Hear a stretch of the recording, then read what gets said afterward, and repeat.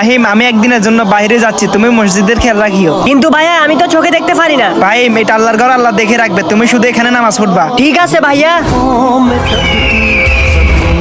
ওর ভাই তো চলে গেছে, চুরি আমরা করব, দোষ ওর ভাইয়ের করবে। চল চল চল, আয় আয় আয়।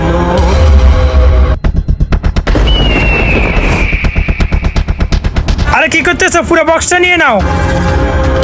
কে কে কে কে কমপক্ষে এর মধ্যে 20-25 হাজার টাকা হবে। কে কে কে এখানে? হে আল্লাহ, মসজিদের টাকা চুরি হয়ে গেছে, তুমি আমাকে সাহায্য করো।